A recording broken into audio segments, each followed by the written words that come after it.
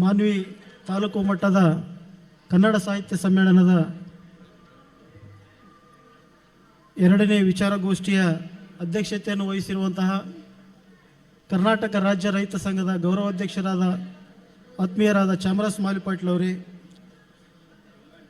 ಇನ್ನೆರಡು ವಿಷಯಗಳ ಕುರಿತು ವಿಚಾರ ಮಂಡನೆಗೆ ಆಗಮಿಸಿರುವಂತಹ ಸಹೋದರರಾದ ಪ್ರಭುರಾಜ್ ಕೊಡ್ಲಿ ಅವರೇ ಮತ್ತು ಡಾಕ್ಟರ್ ಬಸವರಾಜ್ ಕರಡಿಗುಡ್ಡ ಅವರೇ, ವೇದಿಕೆಯ ಮೇಲಿರ್ತಕ್ಕಂಥ ಎಲ್ಲ ಗಣ್ಯರೇ, ಈಗಾಗಲೇ ಆಯೋಜಕರು ಹೇಳಿರುವಂತೆ ಸಮಯದ ಅಭಾವ ಇದ್ದರೂ ಕೂಡ ಮಾನ್ವಿ ತಾಲೂಕಿನ ಕೃಷಿ ಮತ್ತು ನೀರಾವರಿ ಸಮಸ್ಯೆ ಕುರಿತು ನಾವು ವಿಚಾರ ಮಾಡುವಂಥದ್ದು ಕೂಡ ಅಷ್ಟೇ ಗಂಭೀರವಾದಂಥ ವಿಚಾರ ಅಂತ ನಾನು ಭಾವಿಸ್ತೇನೆ. ಅದಕ್ಕಾಗಿ ನನಗೆ ಕೊಟ್ಟಿರುವಂಥ ಸಮಯದ ಮಿತಿಯಲ್ಲಿಯೂ ಕೂಡ ಕೆಲವೊಂದು ವಿಚಾರಗಳನ್ನು ನಾನು ಇಲ್ಲಿ ಪ್ರಸ್ತಾಪ ಮಾಡಲಿಕ್ಕೆ ಬಯಸ್ತೇನೆ.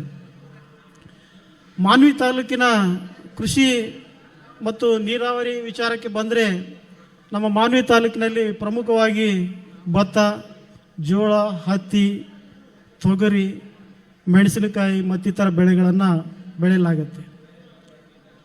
ಅಂದರೆ ಇಲ್ಲಿ ನೀರಾವರಿ ಮತ್ತು ಮಿತ ನೀರಾವರಿ ಅಥವಾ ಮಳೆ ಆಶ್ರಿತ ಬೆಳೆಗಳನ್ನು ಬೆಳೀತಾ ಇದ್ದಾರೆ ರೈತರು.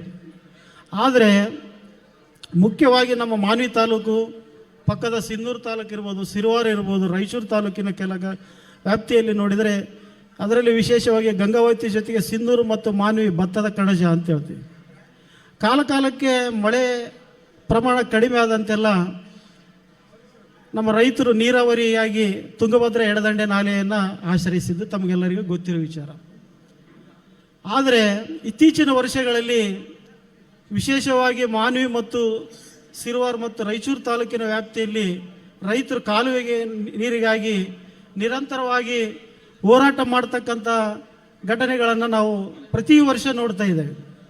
ಇದಕ್ಕೂ ಕಾರಣ ಕೂಡ ತಮಗೆಲ್ಲರಿಗೂ ಗೊತ್ತಿದೆ. ಮೇಲ್ಭಾಗದಲ್ಲಿ ತುಂಗಭದ್ರಾ ಎಡದಂಡೆಯ ಮೇಲ್ಭಾಗದಲ್ಲಿ ಅನಧಿಕೃತ ನೀರಾವರಿ ಇದೆ, ಸುಮಾರು 2-2.5 ಲಕ್ಷ ಎಕರೆ. ಹಾಗಾಗಿ ಕೆಳಭಾಗಕ್ಕೆ ನೀರು ತಲುಪ್ತಾ ಇಲ್ಲ. ನಮ್ಮ ರೈತರು ಬೆಳೆದಂಥ ಬೆಳೆಗಳು ಒಣಗಿ ಸಾಕಷ್ಟು ಪ್ರತಿ ವರ್ಷ ಬೆಳೆ ಹಾನಿ ಅನುಭವಿಸುವುದನ್ನು ನಾವು ನೋಡ್ತಾ ಇದ್ದೇವೆ. ಈ ಸಮಸ್ಯೆ ಹಲವಾರು ವರ್ಷಗಳಿಂದಿದೆ. ಈ ವರ್ಷ ತುಂಗಭದ್ರಾ ಜಲಾಶಯ ಭರ್ತಿಯಾಗಿದ್ದರೂ ಕೂಡ ನಮ್ಮ ತಾಲೂಕಿನ ಕೊನೆ ಭಾಗದ ಜಮೀನುಗಳಿಗೆ ನೀರು ಬರಲಿಲ್ಲ. ಸಿರುವಾರದಲ್ಲಿ, ಮಾನ್ವಿಯಲ್ಲಿ ಇದೇ ನಮ್ಮ ಚಾಮರಾಜ ಪಾಟೀಲ್ ಅವರ ನೇತೃತ್ವದಲ್ಲಿ ರೈತರು ಹೋರಾಟ ಮಾಡಿದ್ದನ್ನು ನಾವು ನೋಡಿದ್ದೇವೆ. ಇದಕ್ಕೆಲ್ಲ ಕಾರಣ ಏನು? ಈ ತುಂಗಭದ್ರಾ ಎಡದಂಡೆ ನಾಲೆ ನೀರಿನ ಸಮಸ್ಯೆ ಅನ್ನೋದು ಅದು ವಿಶೇಷವಾಗಿ ನಮ್ಮ ತಾಲೂಕಿನಲ್ಲಿ ಇದು ಒಂದು ಕೆಲವೊಂದು ರೈತರ ಸಮಸ್ಯೆ ಜೊತೆಗೆ ಇದು ಚುನಾವಣಾ ಅಥವಾ ರಾಜಕೀಯ ಅಸ್ತ್ರ ಆಗಿಬಿಟ್ಟಿದೆ. ಇದು ಎಲ್ಲೋ ಒಂದು ಕಡೆ ಕೆಲವರ ಅಧಿಕಾರವನ್ನು ತೆಗಿಲಿಕ್ಕೆ, ಕೆಲವರಿಗೆ ಅಧಿಕಾರ ದಯಪಾಲಿಸಲಿಕ್ಕೆ ಒಂದು ಚುನಾವಣಾ ಅಸ್ತ್ರ ಆಗಿದೆ ಅಂತ ನಾನು ಹೇಳಲಿಕ್ಕೆ ಬಯಸ್ತೇನೆ.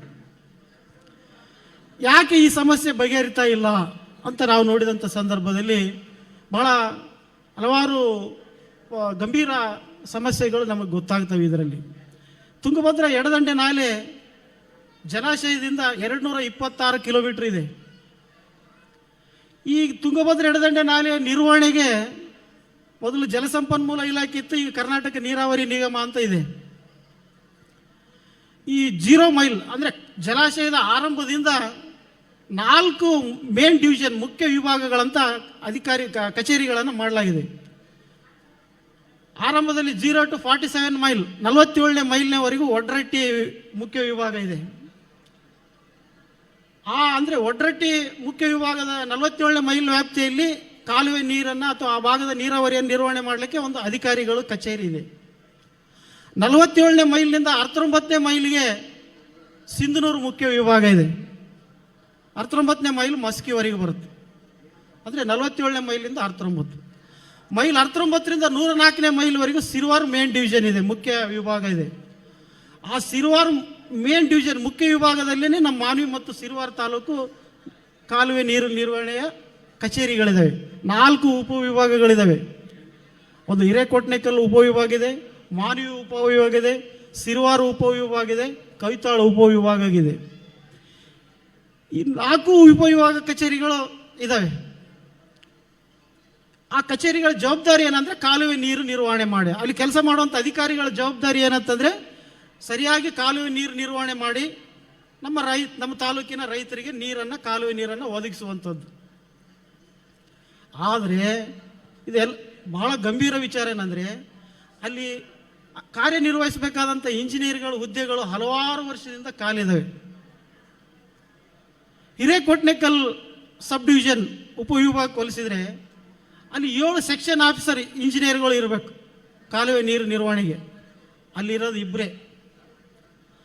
ನಮ್ಮ ಮಾನ್ವಿ ಸಬ್ ಡಿವಿಷನಿಗೆ ಬಂದರೆ ಇಲ್ಲಿ 7 ಜನ ಇಂಜಿನಿಯರ್ಸ್ ಇರಬೇಕು ಸೆಕ್ಷನ್ ಆಫೀಸರ್ಗಳು, ಇಲ್ಲಿರೋದು ಇಬ್ಬರೇ. ಸಿರುವಾರ್ ಸಬ್ ಡಿವಿಷನಿಗೆ ಬಂದರೆ ಅಲ್ಲಿ 8 ಜನ ಇರಬೇಕು ಅಧಿಕಾರಿಗಳು, ಅಲ್ಲಿ ಇಬ್ಬರೇ ಮಹಿಳೆಯರಿದ್ದಾರೆ ಅಧಿಕಾರಿಗಳಿಗೆ.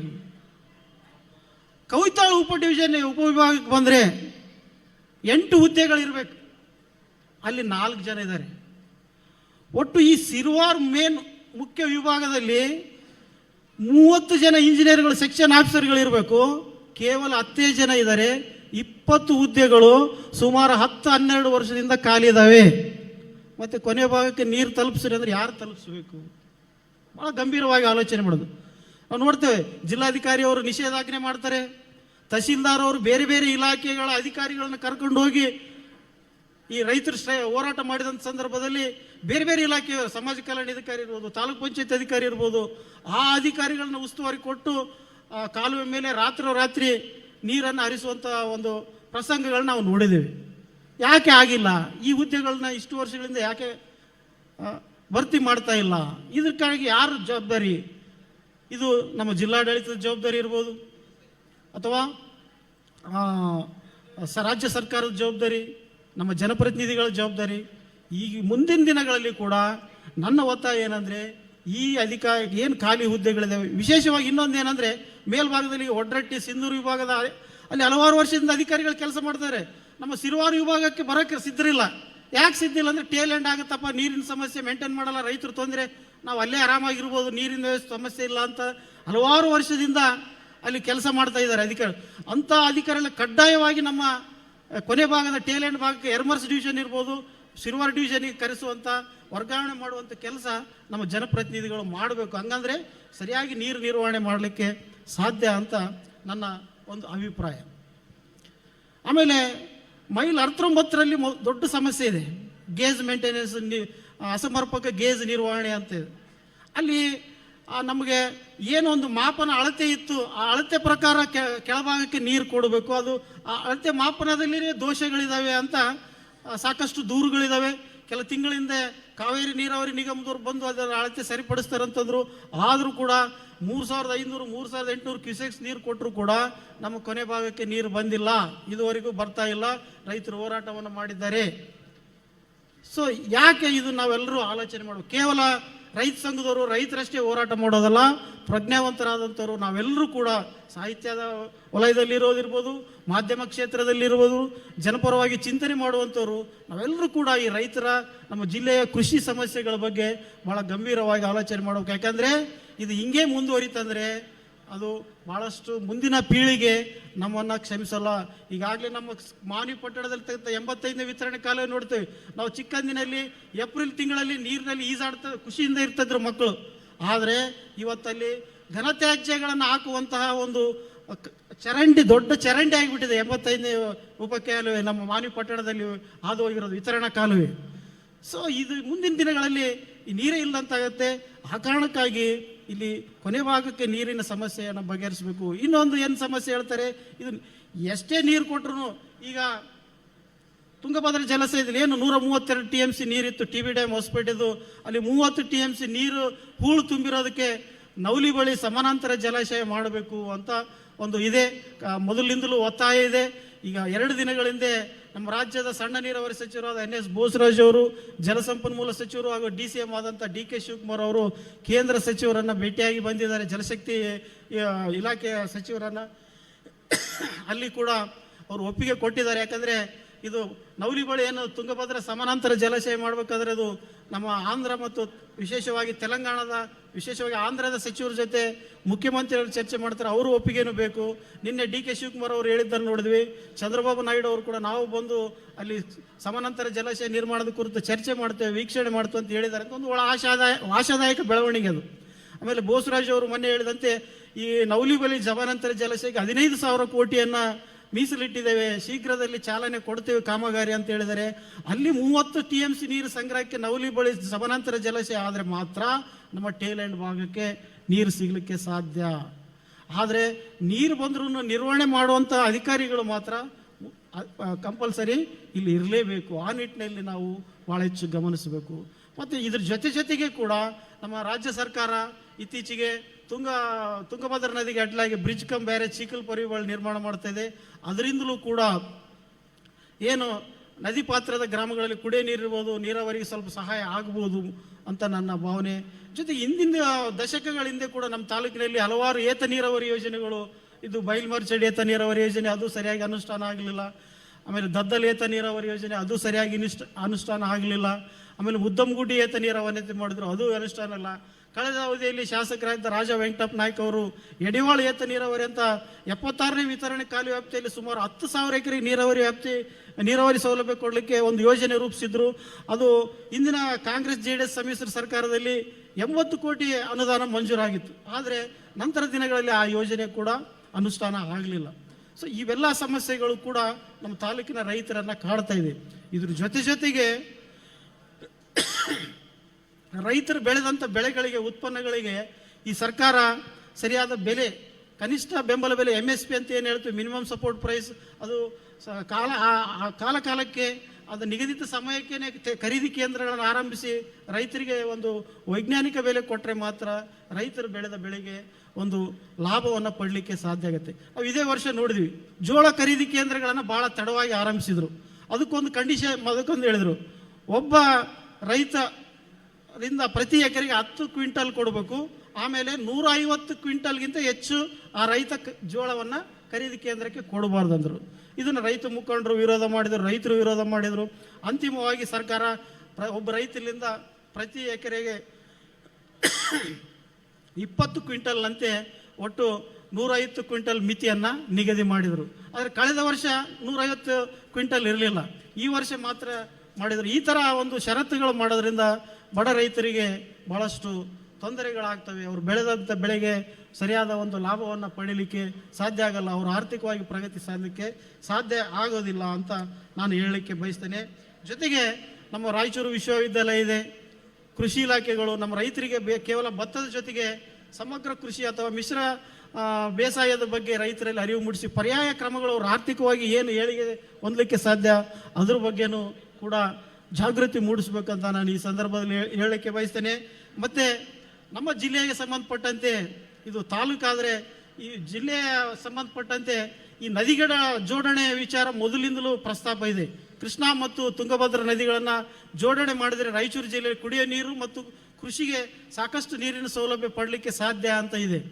ಅದರ ಒಂದು ಉದಾಹರಣೆಯಾಗಿ ಕಳೆದ ವರ್ಷ ಬಂಗಾರಪ್ಪನ ಕೆರೆ ಅಂತ ಏನು ಹೇಳ್ತೀವಿ, ಗಣೇಕಲ್ ಕೆರೆ, ಅದು ರಾಯಚೂರಿಗೆ ಕುಡಿಯೋ ನೀರನ್ನು ಒದಗಿಸುವಂಥದ್ದು. ಆ ಕೆರೆಗೆ ಅದು ಪ್ರತಿ ವರ್ಷ ತುಂಗಭದ್ರಾ ಕಾಲುವೆ ನೀರಿನಿಂದ ಗಣೇಕಲ್ ಕೆರೆಯನ್ನು ಭರ್ತಿ ಮಾಡಿ ರಾಯಚೂರಿಗೆ ಕುಡಿಯೋ ನೀರಿಗೆ ಕೊಡ್ತಿದ್ರು. ಕಳೆದ ವರ್ಷ ಕೃಷ್ಣಾ ನದಿ ನೀರನ್ನು ಹರಿಸಿ ಈ ಜಲಾಶಯದಲ್ಲಿ ನೀರಿನ ಸಮಸ್ಯೆ ಆದಾಗ ಕೃಷ್ಣಾ ನದಿ ನೀರಿನಿಂದ ಆ ಕೆರೆಯನ್ನು ಭರ್ತಿ ಮಾಡಿದ್ದಾರೆ. ಸೊ ಈ ಎರಡೂ ನದಿಗಳ ಸಂಗಮವಾಗೋದ್ರಿಂದ ಕೂಡ ನಮ್ಮ ಜಿಲ್ಲೆಯಲ್ಲಿ ನೀರಿನ ಸಮಸ್ಯೆ ಪರಿಹಾರ ಆಗಲಿಕ್ಕೆ ಸಾಧ್ಯ ಅಂತ ಹೇಳಲಿಕ್ಕೆ ಬಯಸ್ತೇನೆ. ಕೊನೆಯದಾಗಿ ಉತ್ತರ ಕರ್ನಾಟಕದ ನೀರಾವರಿ ಯೋಜನೆಗಳ ಬಗ್ಗೆ ರಾಜ್ಯ ಸರ್ಕಾರ ಏನು ಒಂದು ತಾರತಮ್ಯ ಮೊದಲಿನಿಂದಲೂ ಮಾಡ್ಕೊಂಡು ಬಂದಿದೆ, ಕೇಂದ್ರ ಸರ್ಕಾರಗಳು ಏನು ನಿರ್ಲಕ್ಷ್ಯ ಮಾಡಿದೆ ಅಂತ ಒಂದೆರಡು ಅಂಶಗಳನ್ನು ನಾನು ಹೇಳಲಿಕ್ಕೆ ಬಯಸ್ತೇನೆ. ಯಾಕಂದರೆ ಕಾವೇರಿ ಮತ್ತು ಕೃಷ್ಣಾ ನದಿಗಳ ವಿಚಾರ, ಈಗ ನಮ್ಮ ತುಂಗಭದ್ರಾ ಯೋಜನೆ ಕೂಡ ಕೃಷ್ಣಾ ಕೊಳ್ಳದ ಯೋಜನೆಗಳು ಅಂತ ಹೇಳ್ತಾರೆ, ಅದು ಕೃಷ್ಣಾ ಬೇಸಿನ್ ಪ್ರಾಜೆಕ್ಟ್ಸ್ ಅಂತ ಹೇಳ್ತೀವಿ. ಅಂದರೆ ಕೃಷ್ಣಾ ಕೊಳ್ಳದ ವ್ಯಾಪ್ತಿಯಲ್ಲಿ ತುಂಗಭದ್ರಾ ಯೋಜನೆಗಳು ಕೂಡ ಬರ್ತವೆ. ಈ ತಮಗೆಲ್ಲರಿಗೂ ಗೊತ್ತಿದೆ. ಆಯ್ತು, 2 ನಿಮಿಷ ಆಯ್ತು, ಮುಗಿಸಿ. ಕ್ಷಮೆ ಇರಲಿ. ನಾಡಧ್ವಜ ಹಾಗೂ ರಾಷ್ಟ್ರಧ್ವಜ ಇಳಿಸ್ತಾ ಇದ್ದಾರೆ. 1 ನಿಮಿಷ.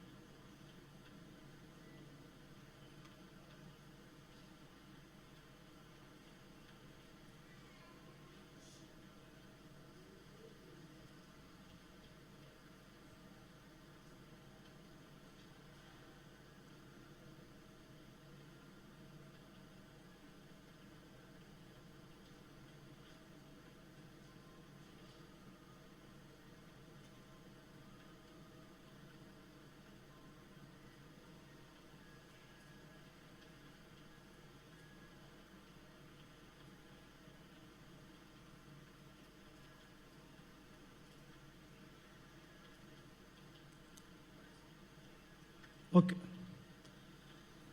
ಕೊನೆಯದಾಗಿ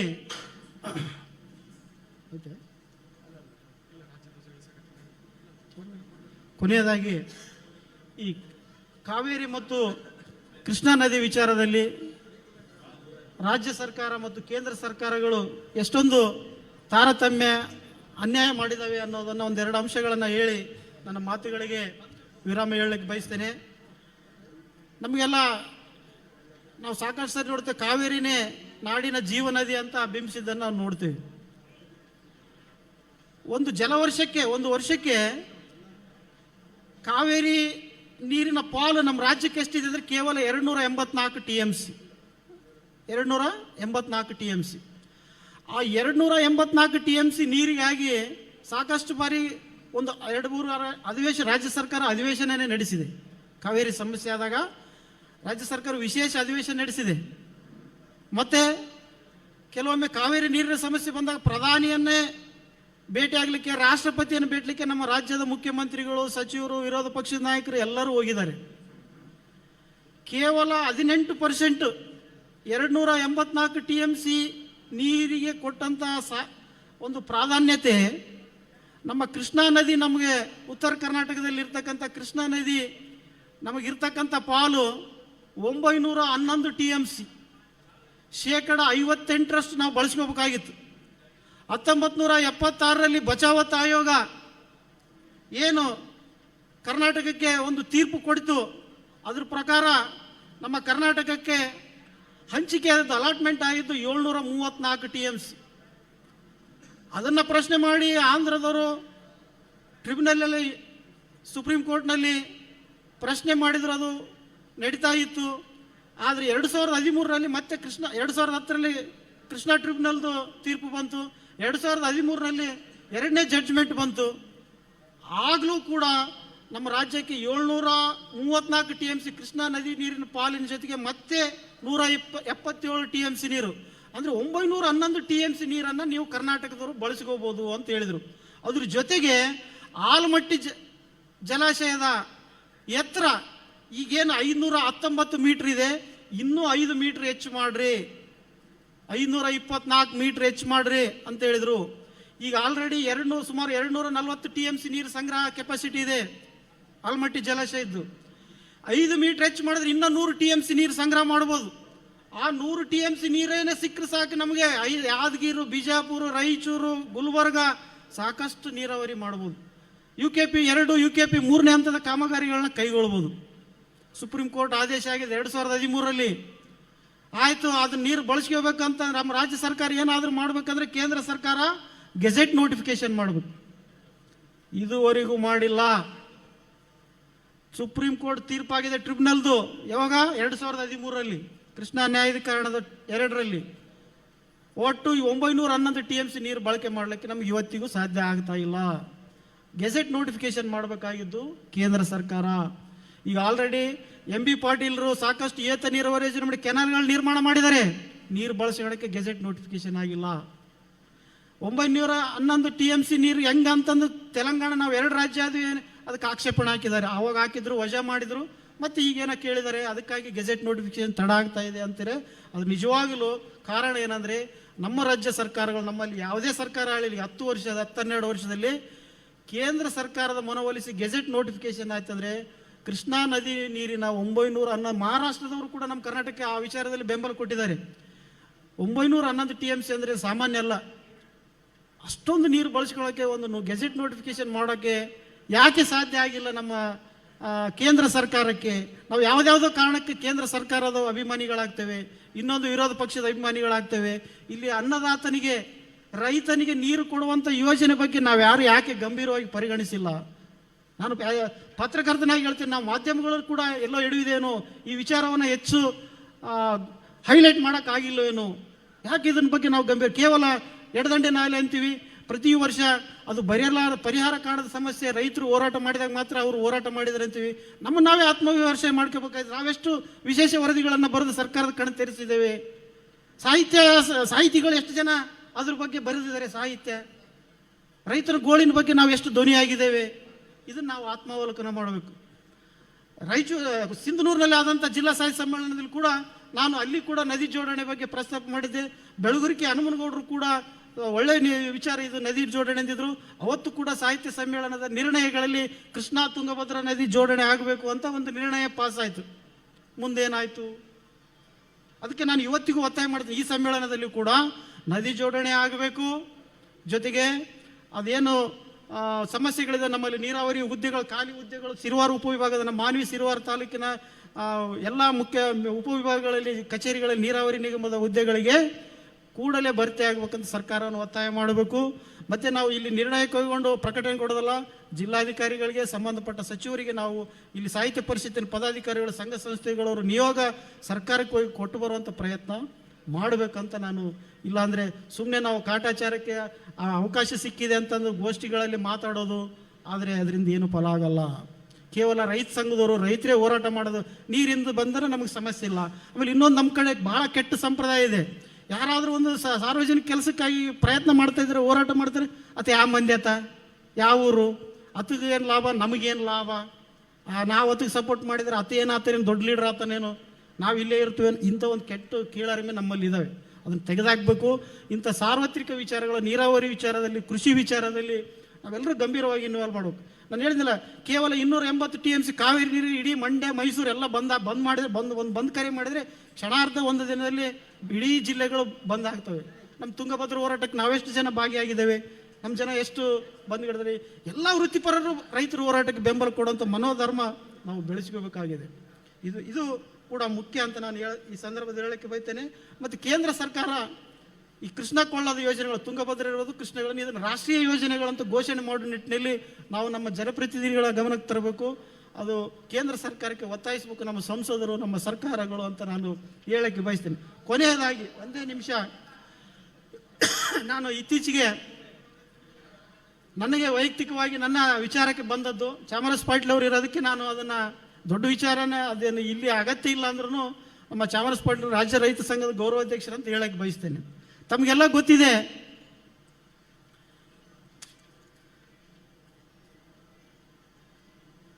ಕೃಷಿ ವಿಶ್ವವಿದ್ಯಾಲಯದಲ್ಲಿ, ಅದು ಧಾರವಾಡ ಇರ್ಬೋದು, ರಾಯಚೂರು ಕೃಷಿ ವಿಶ್ವವಿದ್ಯಾಲಯ ಇರ್ಬೋದು, ಕೃಷಿ ವಿಶ್ವವಿದ್ಯಾಲಯದಲ್ಲಿ BSc ಅಗ್ರಿ ಮತ್ತು ಅಗ್ರಿ BTech ಪ್ರವೇಶಕ್ಕೆ ರೈತರ ಮಕ್ಕಳಿಗೆ 45% ಸೀಟು ಪ್ರವೇಶಕ್ಕೆ ಅವಕಾಶ ಇದೆ. ಇದು BC ಪಾಟೀಲರು ಕೃಷಿ ಸಚಿವರಾಗಿದ್ದಾಗ ಜಾರಿಯಾಗಿತ್ತು. ಅಂದರೆ ರೈತರ ಮಕ್ಕಳಿಗೆ ವಿಶೇಷವಾದಂಥ ಒಂದು ಕೋಟಾ ಮೀಸಲಾತಿ, ಆ ಕೋರ್ಸ್ಗಳಿಗೆ ಜಾಯ್ನ್ ಆಗಲಿಕ್ಕೆ, ಅಡ್ಮಿಷನ್ ಪಡಲಿಕ್ಕೆ. ನಾನೇನು ಹೇಳ್ತೇನೆ ಅಂದರೆ, ಈ ಸರ್ಕಾರ ಹಲವಾರು ಯೋಜನೆಗಳನ್ನು ಸಣ್ಣ ಹಿಡುವಳಿದಾರರಿಗೆ ತರುತ್ತೆ. ಅತಿ ಸಣ್ಣ ರೈತರಿಗೆ ಸಾಕಷ್ಟು ಸವಲತ್ತು, ರಿಯಾಯಿತಿ ದರದಲ್ಲಿ ಬೀಜ ಕೊಡೋದಿರ್ಬೋದು, ಗೊಬ್ಬರ ಕೊಡೋದಿರೋದು, ಏನೆಲ್ಲ ಇರ್ತದೆ. ಅದೇ ಅತಿ ಸಣ್ಣ ರೈತರ ಮಕ್ಕಳಿಗೆ ವೃತ್ತಿಪರ ಕೋರ್ಸ್ಗಳು, ಅದು ಇಂಜಿನಿಯರಿಂಗ್ ಇರ್ಬೋದು, ಮೆಡಿಕಲ್ ಇರ್ಬೋದು, ಅಲ್ಲಿ ಯಾಕೆ ಮೀಸಲಾತಿ ಕೊಡಬಾರ್ದು ಅಂತ ಇದು ನನ್ನೊಂದು ವಿಚಾರ. ಈಗ 100 ಎಕರೆ ಇದ್ದಂಥ ರೈತ ತನ್ನ ಮಗನ ಇಂಜಿನಿಯರ್ ಮಾಡ್ಬೋದು, ಡಾಕ್ಟರ್ ಓದಿಸ್ಬೋದು. 5 ಎಕರೆ ಇದ್ದಂಥ ರೈತ ಮಗನ ಡಾಕ್ಟರ್ ಮಾಡ್ಬೇಕಂದ್ರೆ ಬಹಳ ಕಷ್ಟ. ಅಂಥ ಮಕ್ಕಳಿಗೆ ಯಾಕೆ ಮೀಸಲಾತಿ ಕೊಡಬಾರ್ದು? ಓನ್ಲಿ ಶಿಕ್ಷಣಕ್ಕಾಗಿ ವೃತ್ತಿಪರ ಕೋರ್ಸ್ಗಳು, ಇಂಜಿನಿಯರಿಂಗ್ ಇರ್ಬೋದು, ಮೆಡಿಕಲ್ ಇರ್ಬೋದು. ಈ ವಿಚಾರ ನಾನು ಕೃಷಿ ವಿದ್ಯಾಲಯ ಸಿಂಡಿಕೇಟ್ ಮೆಂಬರ್ ಕೆಲವ್ರ ಜೊತೆ ಚರ್ಚೆನೂ ಮಾಡಿದೆ. ಈ ಥರ ಸರ್ಕಾರದ ಮಟ್ಟದಲ್ಲಿ ಚಿಂತನೆ ಮಂಥನ, ಅದು ಸರಿನೋ ತಪ್ಪು, ನನ್ನ ತಿಳುವಳಿಕೆ ಬಂದಿದ್ದನ್ನು ನಾನು ಹೇಳಿದೆ. ಇಲ್ಲ, ಒಳ್ಳೆ ವಿಚಾರ ಅಂತ ಹೇಳಿದರು. ಸಣ್ಣ ರೈತರಿಗೆ ಆಗ್ಬೇಕಿದು. 5 ಎಕರೆ ಇದ್ದವನು 2 ಮಕ್ಕಳಿದ್ರೆ ಅಂದರೆ ಅವನಿಗೆ ಮಕ್ಕಳು ಮತ್ತೆ ರೈತರಾದ್ರಂದ್ರೆ 2.5 ಎಕರೆ ಆಗುತ್ತೆ. ಬಡವರೇ ಆಗಿರ್ತಾರೆ. ಅದೇ ಅದರಲ್ಲಿ ಒಬ್ಬ ಮಗ ಯಾವುದಾದ್ರು ವೃತ್ತಿಯಲ್ಲಿ ಹೋದ, ಇನ್ನೊಬ್ಬನ ಮಗನ ಕೃಷಿಯಲ್ಲಿ ಅಂದರೆ ಅವನಿಗೆ ಆದ್ರೆ 5 ಎಕರೆ ಇರುತ್ತೆ. ಸೊ ಸಣ್ಣ ರೈತರ ಮಕ್ಕಳಿಗೆ ಉನ್ನತ ಶಿಕ್ಷಣದಲ್ಲಿ ವೃತ್ತಿಪರ ಕೋರ್ಸ್ಗಳು, ಇಂಜಿನಿಯರಿಂಗ್ ಇರ್ಬೋದು, ಮೆಡಿಕಲ್ ಇರ್ಬೋದು, ಆ ಸಣ್ಣ ರೈತರ ಮಕ್ಕಳಿಗೂ ಕೂಡ ಮೀಸಲಾತಿ, ಕೋರ್ಸ್ಗಳಿಗೆ ಅಡ್ಮಿಷನ್ಗೆ ಮೀಸಲಾತಿ ಕೊಡಬೇಕು ಅಂತ ಈ ಬಗ್ಗೆ ಚಿಂತನ ಮಂಥನ ಆಗಬೇಕು. ಕೃಷಿ ವಿಶ್ವವಿದ್ಯಾಲಯದವರು ಒಂದು ಲೆಟರ್ ಕೊಡ್ರಿ, ನಮಗೆ ಸಿಕ್ಕಂಥ ವೇದಿಕೆಯಲ್ಲಿ ಈ ವಿಚಾರ ಪ್ರಸ್ತಾಪ ಮಾಡ್ತೀವಿ ಅಂತ ಹೇಳಿದರು. ನಾನು ಚಾಮರಾಜ ಪಾಟೀಲ್ ಅವ್ರಿಗೆ ಹೇಳ್ತೇನೆ, ಅವರು ರಾಜ್ಯ ಮಟ್ಟದ ಹಲವಾರು ಸಭೆಗಳಲ್ಲಿ ಭಾಗವಹಿಸ್ತಿರ್ತಾರೆ. ಕೃಷಿ ಬೆಲೆ ಆಯೋಗದ ಸದಸ್ಯರು, ಅವರು ಮಿತ್ರರು ಇರ್ಬೋದು. ಇಂಥ ಸಂದರ್ಭದಲ್ಲಿ ಇದ್ರ ಬಗ್ಗೆ ಚಿಂತನ ಮಂಥನ ಆಗಲಿ ಅಂತ ನಾನು ಹೇಳಕ್ಕೆ ಬಯಸ್ತೇನೆ. ಮತ್ತು ಇಂಥ ಒಂದು ಕಾರ್ಯಕ್ರಮದಲ್ಲಿ ನನ್ನ ಅಭಿಪ್ರಾಯ ಹಂಚಲಿಕ್ಕೆ ಅವಕಾಶ ಮಾಡಿಕೊಟ್ಟಂಥ ಕನ್ನಡ ಸಾಹಿತ್ಯ ಪರಿಷತ್ತಿನ ಎಲ್ಲ ಪದಾಧಿಕಾರಿಗಳಿಗೆ ಮತ್ತು ಇಲ್ಲಿವರೆಗೂ ನನ್ನ ವಿಚಾರಗಳನ್ನು ಆಲಿಸಿದಂಥ ಎಲ್ಲ ಕನ್ನಡ ಅಭಿಮಾನಿಗಳಿಗೆ ವಂದಿಸಿ ನನ್ನ 2 ಮಾತನ್ನು ಮುಗಿಸ್ತೇನೆ. ಧನ್ಯವಾದಗಳು.